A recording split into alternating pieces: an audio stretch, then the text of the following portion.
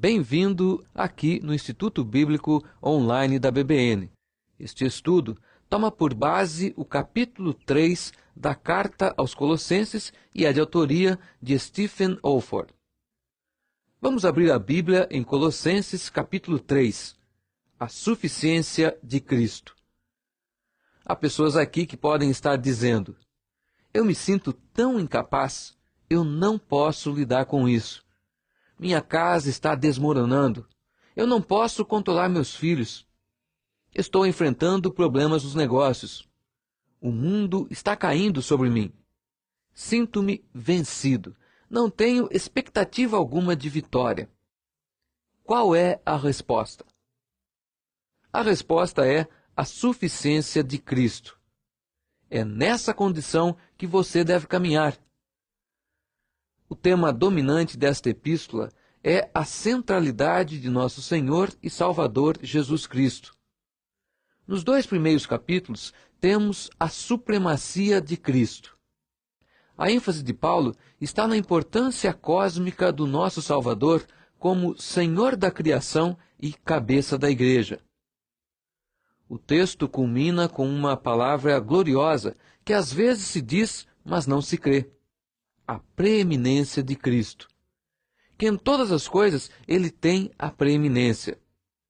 Eu posso adiantar que qualquer prática doutrinária que não aceite a exclusividade da centralidade de Cristo é completa heresia. Esses capítulos que estamos estudando estão centralizados na suficiência de Cristo. Na linguagem pessoal e prática, lida com 6 domínios da vida que eu gostaria de tratar, mas vamos ver até onde poderemos ir. A suficiência de Cristo para a velha natureza. A suficiência de Cristo para a vida na igreja. A suficiência de Cristo para a vida no lar. A suficiência de Cristo para a vida de oração e vida no mundo. A suficiência de Cristo para a velha natureza. Você acredita que a velha natureza incomoda? Eu quero lhe dizer que o seu maior inimigo é o seu eu. Você já obteve vitória sobre a sua velha natureza? Dê uma olhada no texto. Se você já está ressuscitado com Cristo, considere os membros do seu corpo terreno como mortos, e Cristo é tudo em todos. Nos primeiros 11 versículos, Paulo emprega estes métodos usuais de argumentação, do maior para o menor.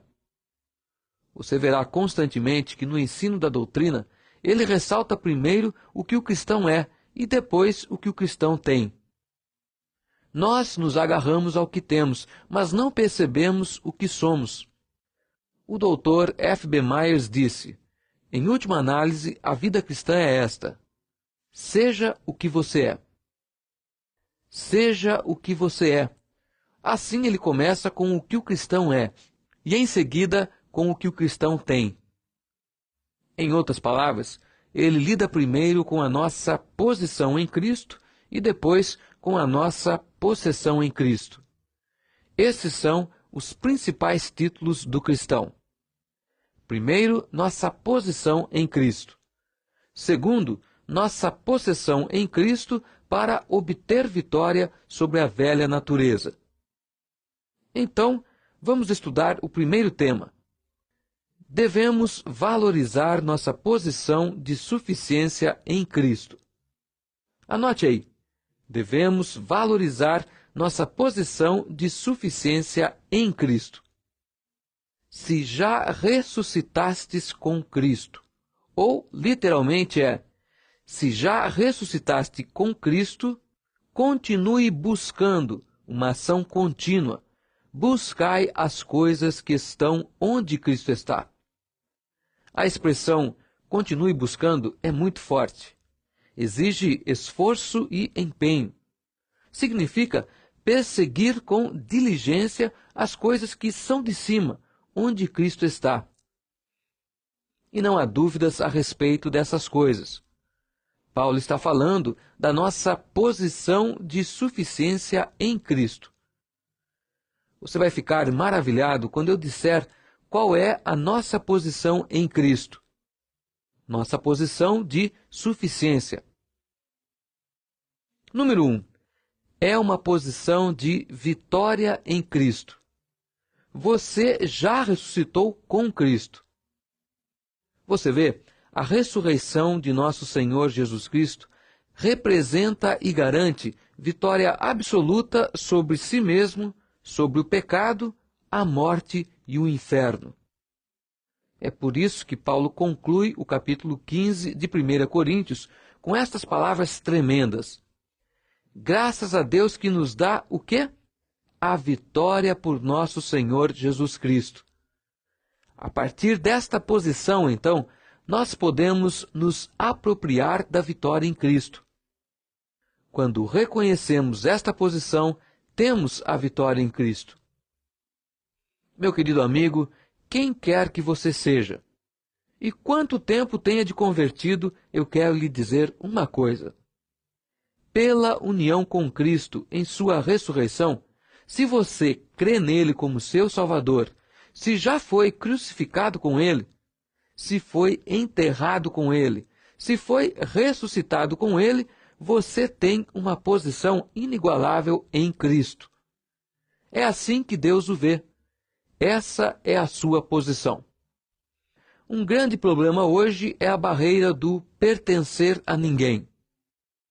Nós, como cristãos, ensinamos um glorioso novo pertencer. Nós pertencemos a Ele. Nós somos um com Ele. E realmente já ressuscitamos com Ele em vitória. Nossa posição de vitória em Cristo. Número 2. É a posição de soberania em Cristo. Cristo está sentado à mão direita de Deus, sobre todo o principado e poder e domínio de todo nome que se nomeia, não só neste mundo, mas também o que está por vir. Essa é uma elaboração de Efésios. A partir dessa posição de soberania em Cristo, ele delegou poderes para nós, através do qual podemos esmagar o diabo. E esmagar também qualquer outro poder que surgir. No capítulo anterior, o apóstolo Paulo adverte sobre os poderes das seitas que prevaleciam em seus dias. Ele escreve, por exemplo, sobre os perigos do gnosticismo. Esse é o intelectualismo. O gnosticismo, com seu racionalismo humanista, tem invadido as escolas, universidades e, infelizmente, a Igreja de Jesus Cristo. O tradicionalista, o ritualista, o legalista pode ser encontrado por toda a Igreja evangélica hoje em dia. Então, ele fala sobre o misticismo com o satanismo sincretista.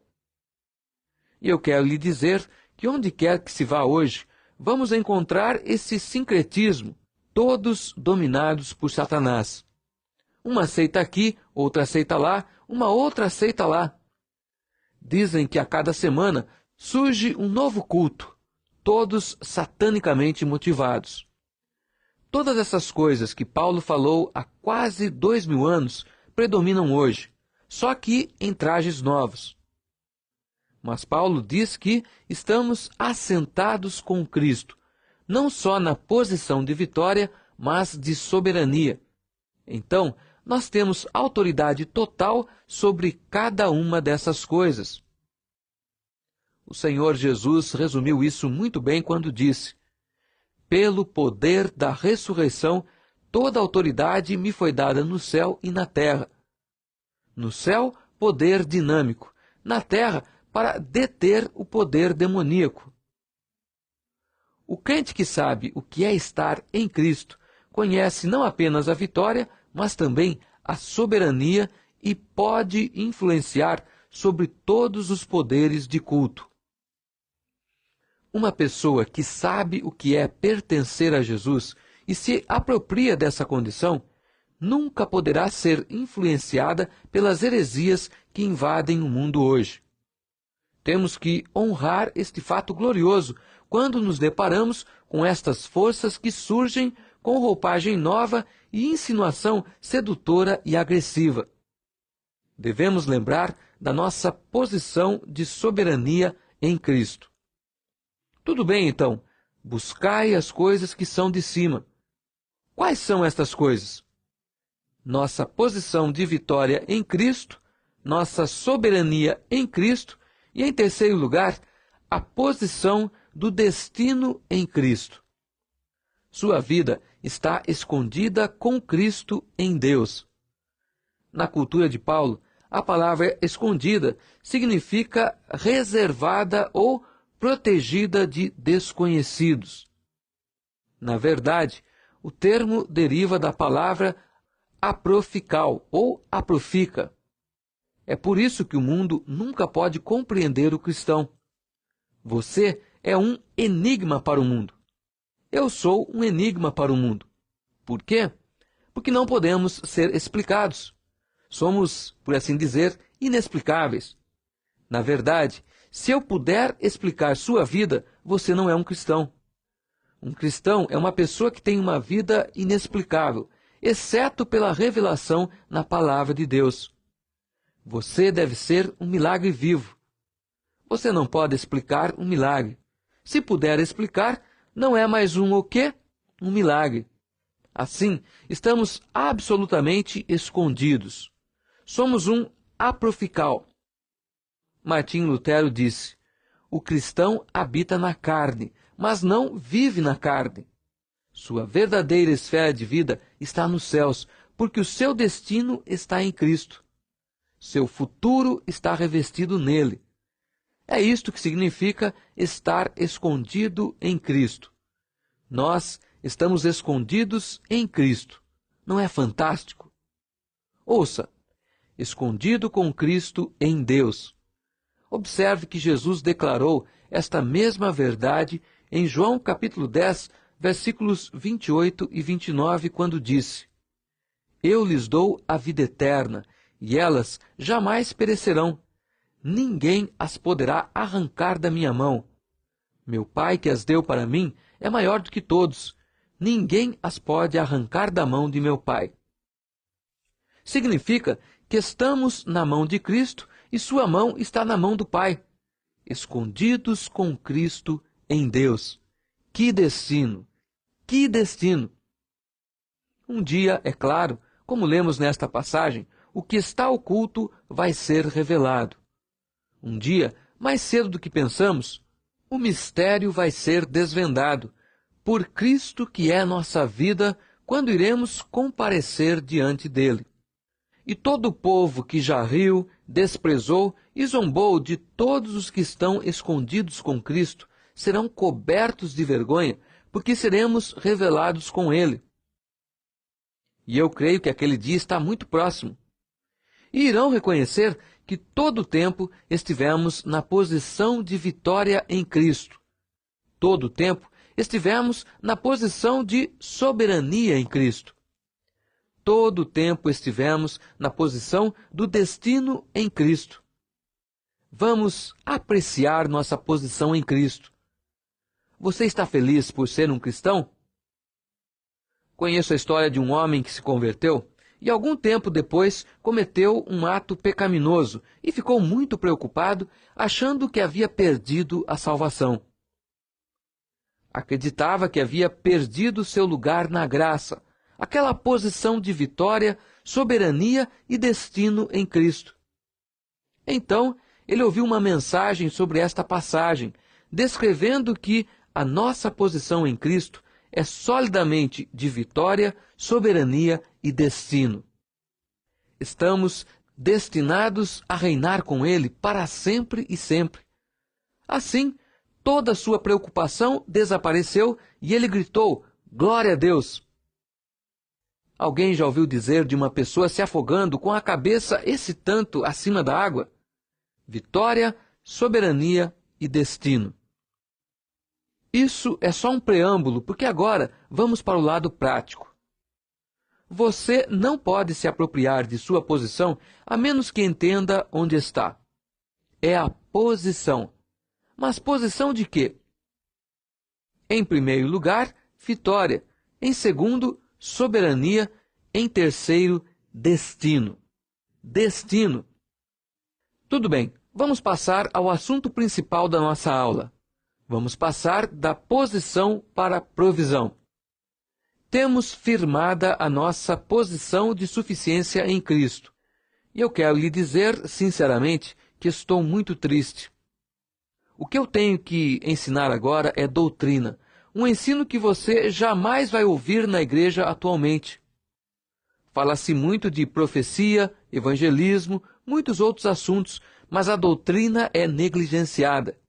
Isso explica por que não é tão visível em nossas vidas e por que essas heresias, que surgem de tantas maneiras, podem estragar nossa casa, nossa igreja, nossa vida neste mundo.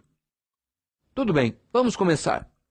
Portanto, considere os membros do seu corpo terreno como mortos, pois Cristo é tudo em todos. Será que você percebe o portanto? Onde quer que você encontrar um portanto na Bíblia, você faz a pergunta por quê? A palavra portanto liga a nossa posição em Cristo com a nossa provisão em Cristo. Ou seja, Cristo é tudo em todos.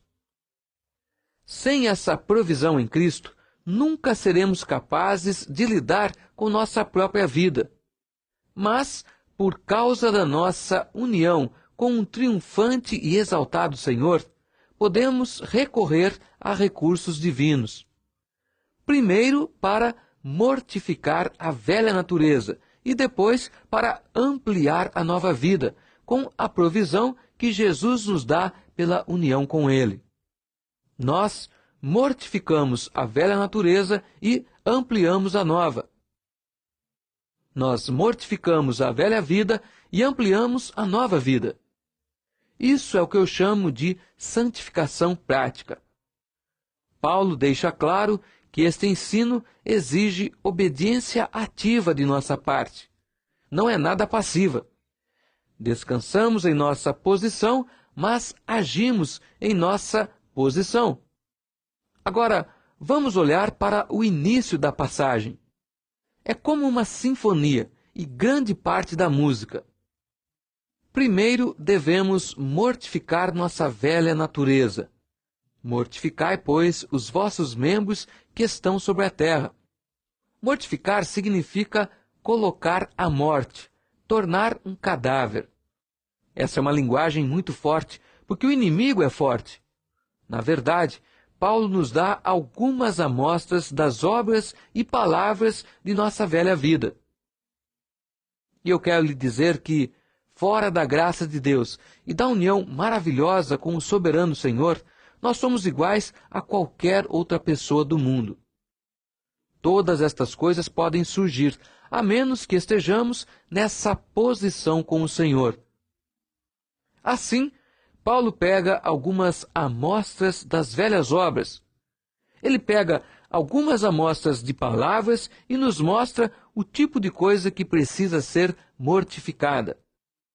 Pense um pouco sobre as obras da velha vida. Mortificai, pois, os vossos membros que estão sobre a terra: a prostituição, a impureza, a afeição desordenada, a vil concupiscência e a avareza, que é idolatria, pelas quais coisas vem a ira de Deus sobre os filhos da desobediência. Agora, quando examinamos as obras da velha vida, não é de admirar que elas estejam condenadas a morrer. Entre outras, há palavras como, vamos dar uma olhada, manifestações horríveis como imoralidade, que inclui perversões sexuais de toda espécie. Você diz, isso é possível na igreja cristã? Ouça, em meus 40 anos de ministério, nunca conheci um tempo com tanta imoralidade na igreja de Jesus Cristo. Nos meus 40 anos de ministério, eu nunca conheci um tempo com tantos pastores divorciados. Nunca conheci um tempo de tanto dano moral, mesmo entre os pregadores. Imoralidade que inclui perversões sexuais de toda espécie. Impureza. J.B. Phillips traduz mente suja. paixão, que é afeição desordenada, desejos maus, que representa todas as formas de coisas profanas, ganância ou avareza, que é a pior forma de idolatria, onde é possível querer, querer e querer, até que o desejado se torna idolatria.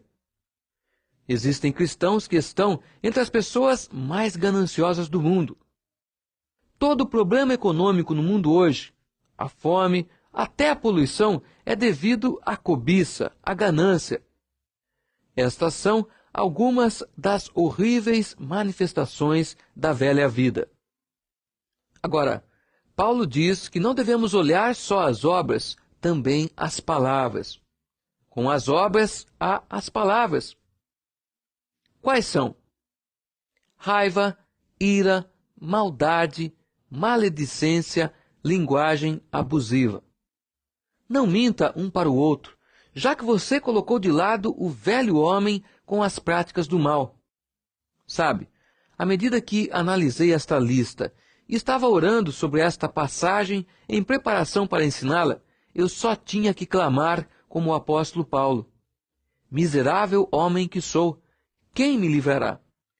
Vamos examinar essas palavras por um momento. Raiva. Não essa raiva que lemos em Efésios, onde Paulo diz: irai-vos e não pequeis. Essa que estamos falando é a explosão de uma língua que não está crucificada. Você já conheceu pessoas assim em sua igreja? Em seu corpo de diáconos? Na liderança? Com a senhora fulano e o senhor fulano de tal? Explosões de uma língua não crucificada. Ira. Ira queima lentamente. É uma raiva latente que se recusa a ser aplacada. Se nada for feito, fica profundamente enraizada e divide completamente a casa, a igreja, a escola, os negócios. Malícia, que é a crueldade mental, a partir da qual todos os tipos de coisas más podem fluir, tanto em palavras como em ações. Calúnia, que é a blasfêmia contra Deus ou contra o homem, que é feito à imagem divina. Assassinato de caráter. É o principal esporte dos líderes cristãos de hoje. Alguns têm a maior alegria em usar o púlpito para caluniar irmãos pregadores, a fim de fazer o povo rir. Linguagem maliciosa, que é a conversa suja, a comunicação suja. E depois há a mentira, que é a distorção da verdade. Nós nunca tivemos uma geração de tanta mentira. Todas as formas de publicidade e propaganda que se vê na televisão ou no rádio é baseada na mentira. É tudo mentira, é tudo exagerado. Isso chega até a igreja, o pregador, e nós vivemos uma vida de mentira. Terrível, não é? Não é de admirar que Paulo disse: mortificai, matai. Nenhum homem no mundo tem a menor ideia de como fazer isto. Por quê? Ele não tem base, não tem estrutura para isso. Mas o cristão tem a posição de vitória, posição de soberania e destino em Cristo. E por causa dessa posição, tem a provisão para isto. Uma lista horrível. Não é de admirar que a velha vida está condenada a morrer. Assim, Paulo diz: portanto, mortificai os membros que estão sobre a terra. É inútil dizer que podemos fazer isso com nossos próprios meios.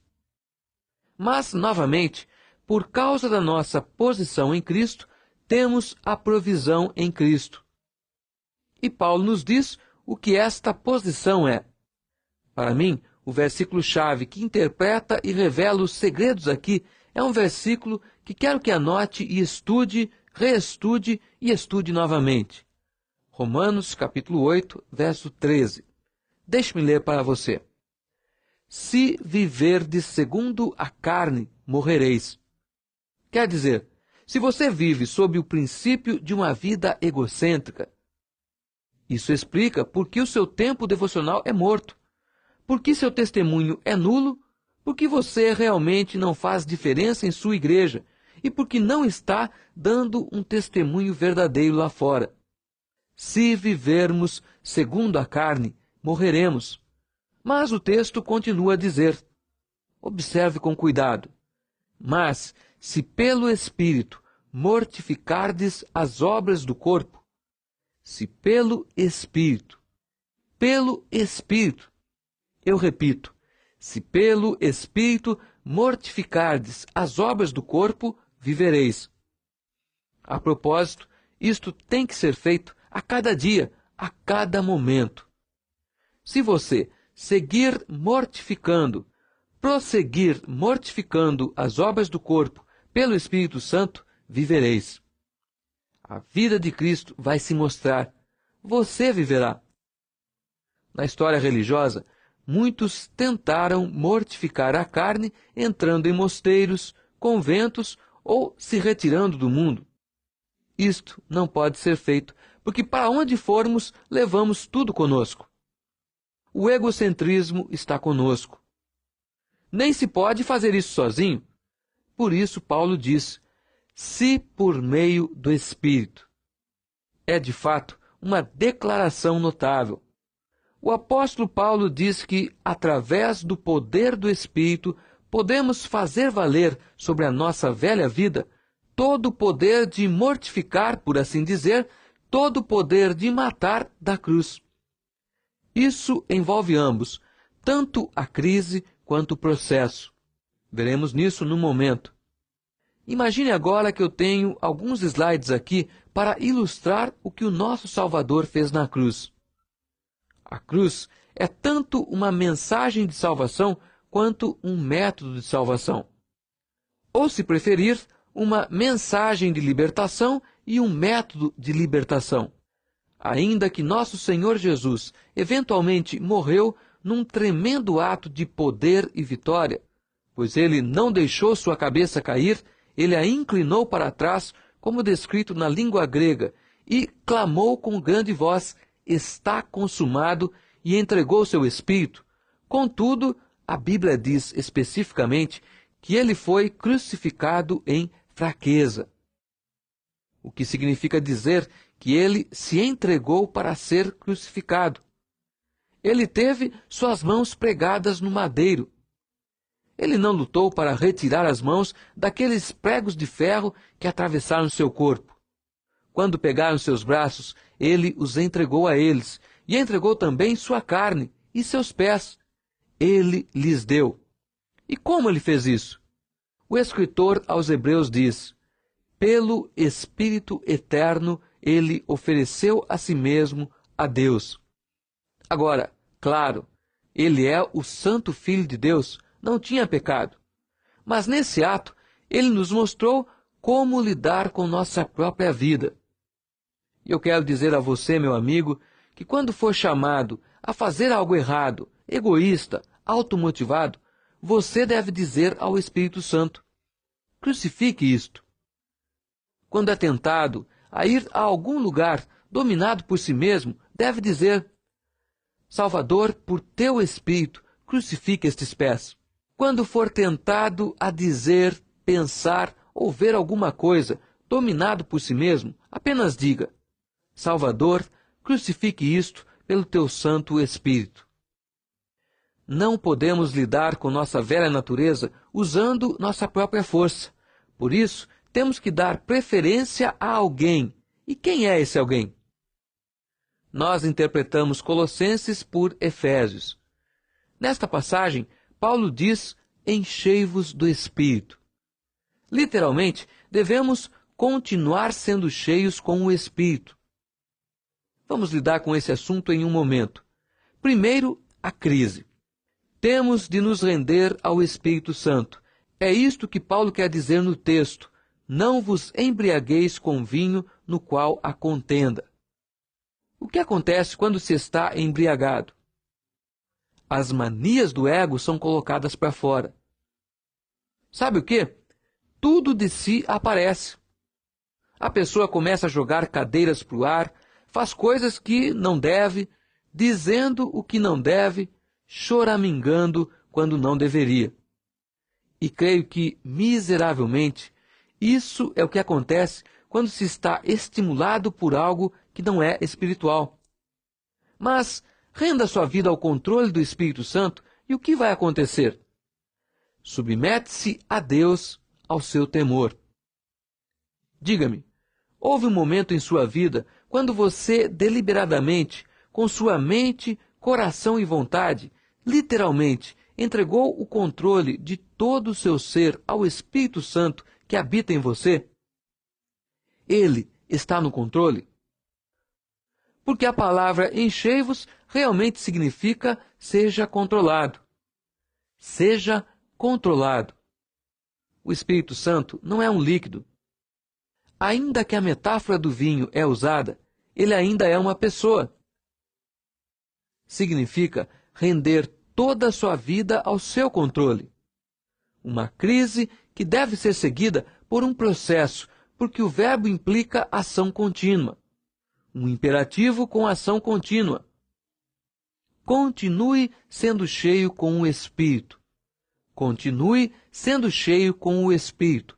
Ou, para voltar a Romanos 8,13, porque se viverdes segundo a carne, morrereis, mas se pelo Espírito mortificardes as obras do corpo, vivereis.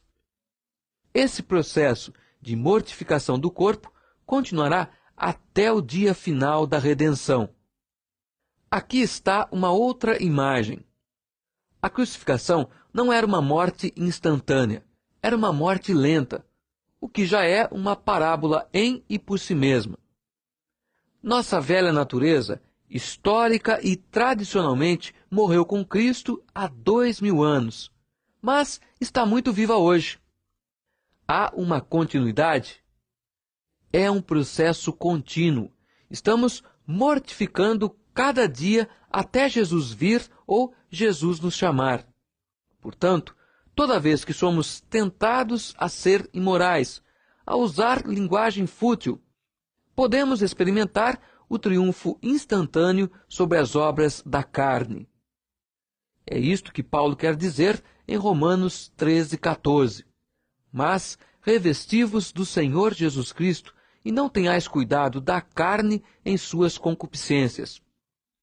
Em Gálatas 5,16 diz: andai em espírito e não cumprireis a concupiscência da carne. Portanto, devemos apresentar cada ação, cada paixão da velha natureza para o poderoso Espírito e, como consequência, a vida poderosa de Cristo triunfará sobre ela. A cruz foi aplicada. Esse é o significado das palavras de Jesus em Lucas 9:23. Se alguém quer vir após mim, negue-se a si mesmo e tome cada dia a sua cruz e siga-me. A aplicação da cruz à nossa própria vida dia a dia. Se você, através do Espírito, mortificar as obras do corpo, viverá. Assim, nosso ponto principal é mortificar a velha vida, mortificar a velha natureza. Agora, vamos olhar para o positivo. Devemos ampliar nossa nova vida.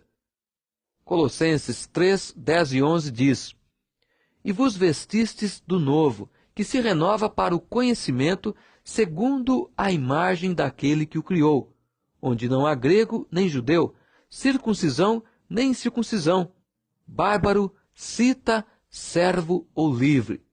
Cristo é tudo em todos. Qual é esta nova vida? É a nova natureza ou a disposição de Cristo, a qual temos recebido pela virtude da nossa regeneração, nossa conversão. Esta vida em Cristo deve ser ampliada através de nossos corpos mortais pelo poder do Espírito Santo. Assim como confiamos no Espírito Santo para crucificar tudo o que emergir da nossa velha vida, assim confiamos no Espírito Santo para ampliar em nós, dia após dia, tudo o que o Senhor Jesus é, dia após dia. Esse poder é descrito no texto como uma renovação diária. Ser renovado, continuar sendo renovado. Agora, vamos dar uma olhada em 3 aspectos rapidamente.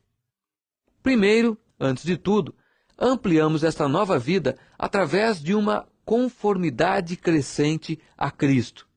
Anote aí, uma conformidade crescente a Cristo. Revestir-se do novo homem, que está sendo renovado para um verdadeiro conhecimento segundo a imagem daquele que o criou. O apóstolo nos assegura que podemos ser renovados conforme a imagem do Senhor Jesus. Em 2 Coríntios, capítulo 3, verso 18, Paulo diz: "Mas todos nós, com o rosto descoberto, refletindo como um espelho a glória do Senhor, somos transformados de glória em glória na mesma imagem como pelo Espírito do Senhor." E isto, é claro, é uma experiência atual.